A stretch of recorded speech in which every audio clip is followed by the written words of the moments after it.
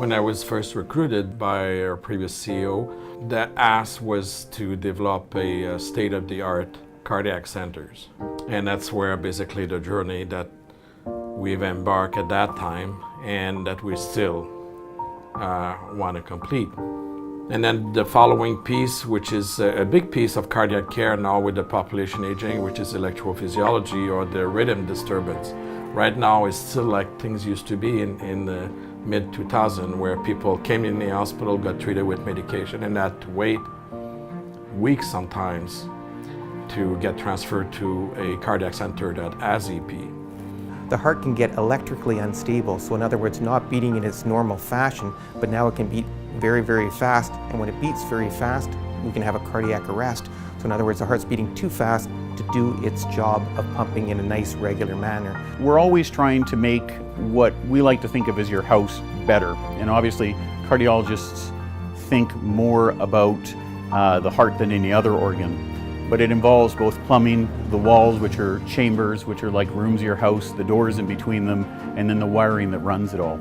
I think that an EP lab is basically people who have specialized, much like I specialized in the plumbing aspects, or the surgeons have specialized in fixing with surgery, somebody who only thinks more about the electricity that travels through the heart. The trouble is we can do some of this here in Kelowna.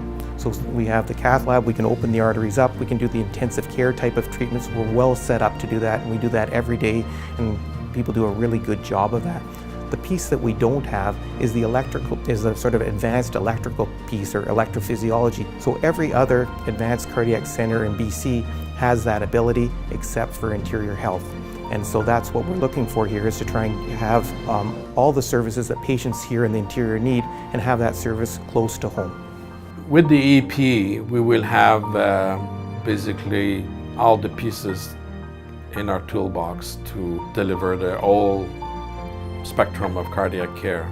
People in Kelowna have been pretty impressive in terms of their donations, and I think that in the end the healthcare system in Canada, while great and I think helps a lot of people, can't help everybody.